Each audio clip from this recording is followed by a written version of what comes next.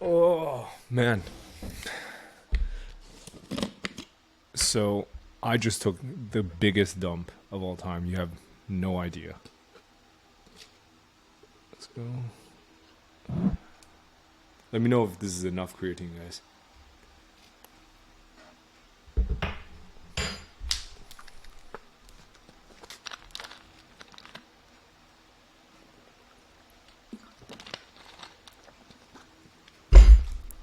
End of the month. Let's go. So, today's October 31st. And for those who have been following me for a while, you know that at the end of every month, I do a monthly revenue update on Twitter. So I thought we'd try something different today with a YouTube series. And yeah, I'll just go over my complete revenue for the month and then go from there. I made a whopping $322,000 in revenue from 14 different sources in October. And for the neckbeards who keep crying about margin, the take home is 27.1%. And to break down the top, let's say, 4 most significant revenue sources, it's Mediavine at number 1, which is 96.5K in October. And our take home as an agency is 24.5K. So that's down 3K from last month in terms of our cut, but up 5K in terms of total revenue. In second place, it's Amazon Affiliate Associates. And we are sat at 81.3K for the month of October. And that's up nearly 16K. Our cut or our take home is 37.1K this month, which is up 6.5K, which is massive. Third place, we have version.so, which is the spin out agency of Indexy. And that is at a revenue of nearly 58K. And that's up 30K plus this month. And that's because for the partnership site number 2, the health one that I talk about quite often, all the partnership flat placements go through that agency. So what that means is when we have a partnership with a site and we rank for, let's say, best doctors in New York, we would reach out to doctors in New York and ask them to pay us a hefty 10K a month to be ranked number 1 on that list. And the revenue runs through there. So we've got, I think, on our file, we probably have 40 flat placement clients every month through the agency. And we have some insane partnerships in the pipeline right now, like household names. If I shared, it would break the internet. Google would personally come after me. But yeah, it's going to be crazy, guys.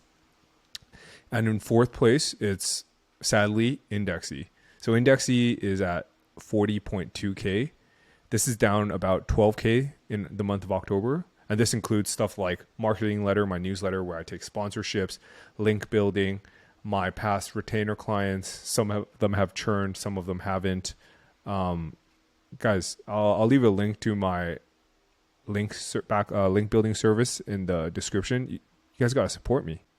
So now we got the hook out the way. I'd appreciate it if you guys didn't kind of bounce from this video, because if you fully watch the YouTube video, it really helps the algorithm. So if you have something to do now, you're kind of bored with this video, please don't skip out of it. Maybe mute it and then just let it play in the background. I want to test something. Let's see if this works. All right.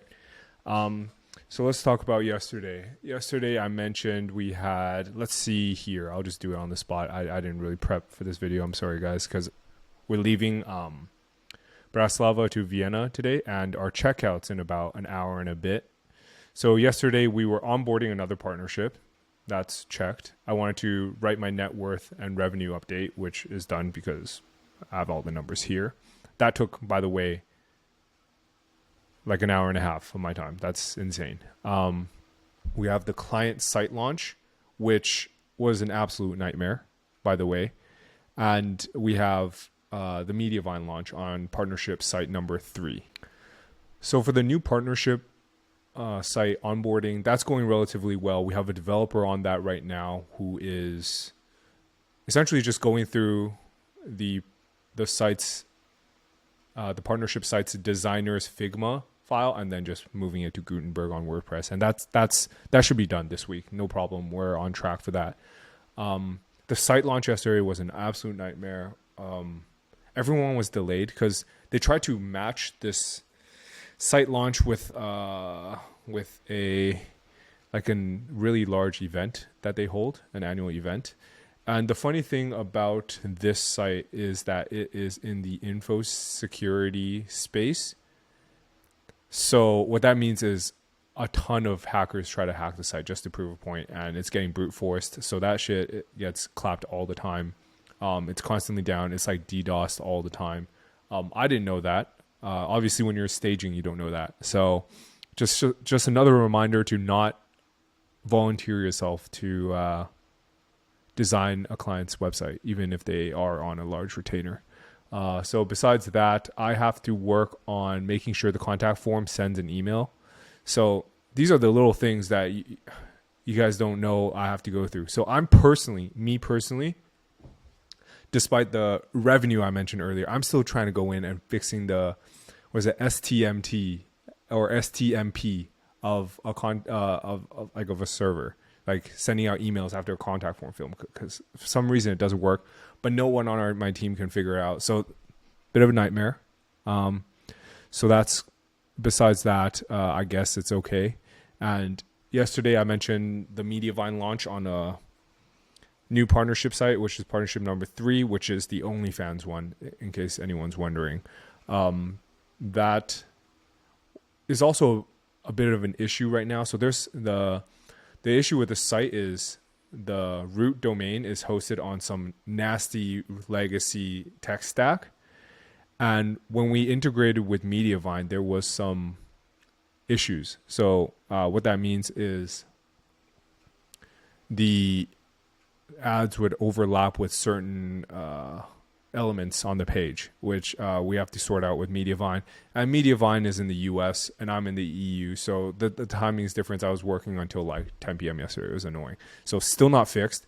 And the partnership site number 3, they want to have the ability to insert their own static ads into like the header and the sidebar, which will actually bring RPMs down. But it's nothing I can do. So I have to speak to Mediavine about that.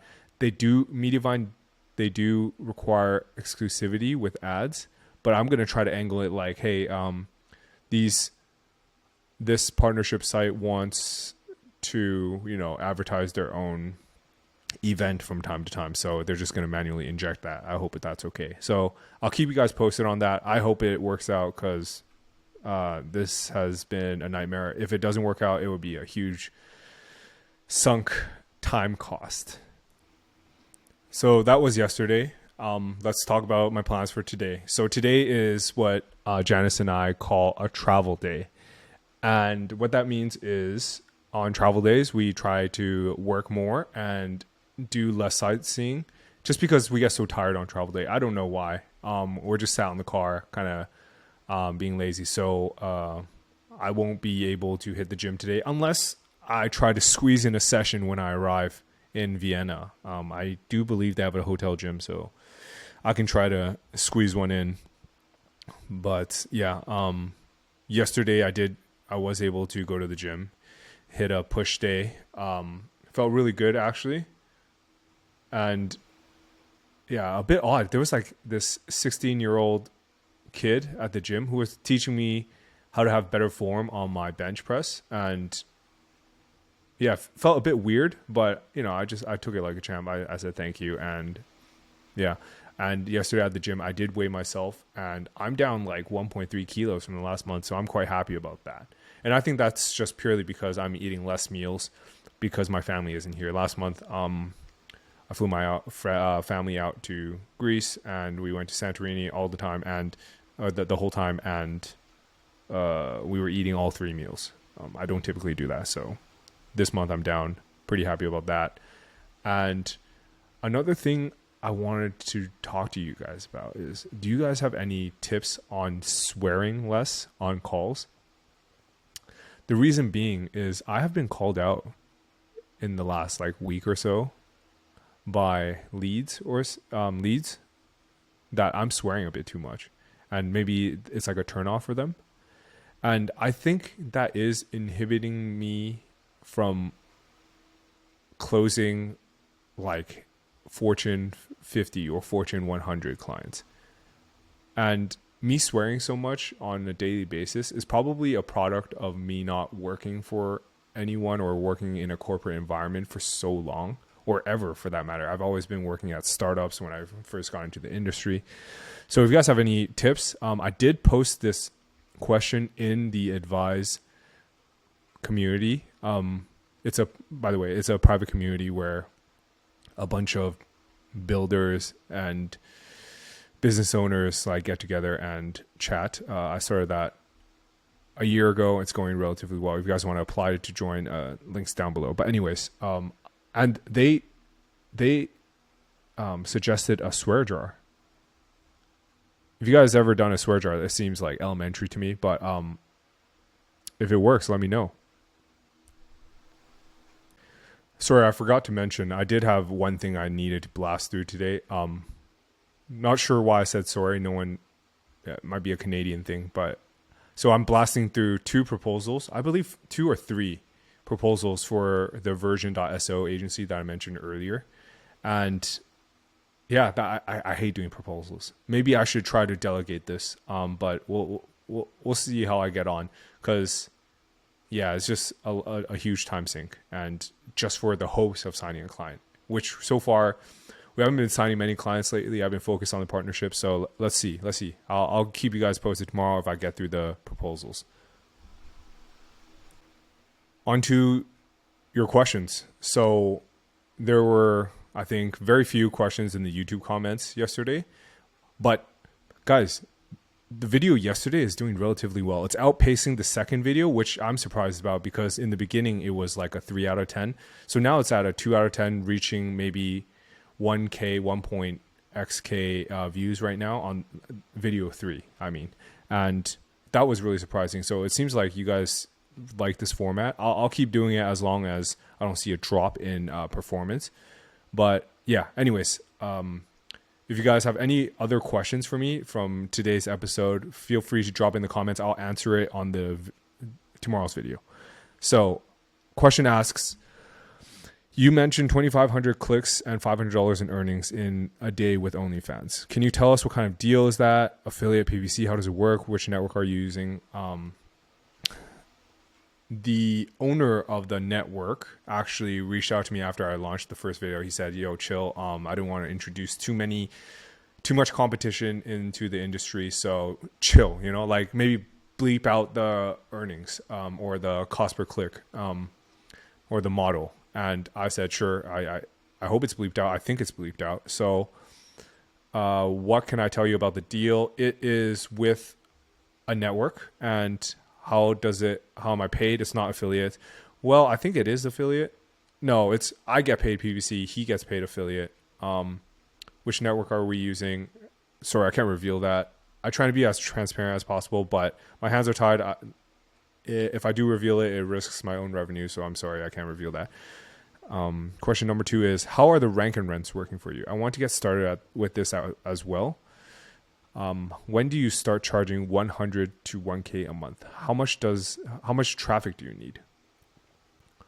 So how do the rank and rents work? First of all, so rank and rents, we operate it a bit more different than someone like James Dooley. So James Dooley, if you guys don't know him already, please check out his podcast on our, I think it was like last couple episodes. You'll see. I clickbaited the title into, I think, the richest SEO, or this SEO made me feel like a peasant. But he runs rank and rents. Like, for example, I'd rank for best plumber Vancouver, and then the domain would be like best plumber Vancouver, and then all the leads that go through that site goes to one partner in Vancouver, and then he'd onboard one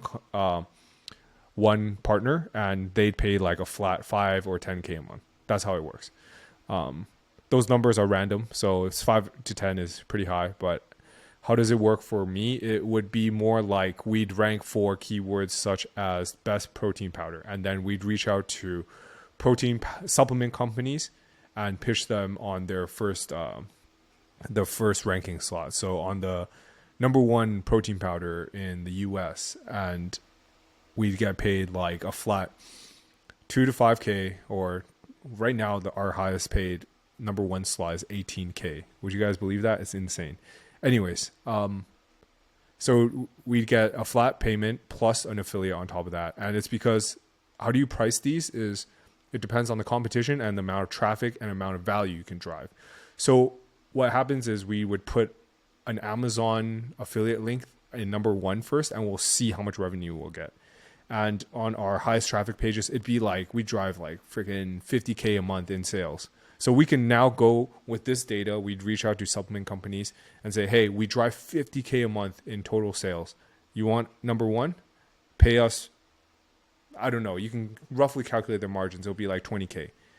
And they'll get all the unattributed sales as well.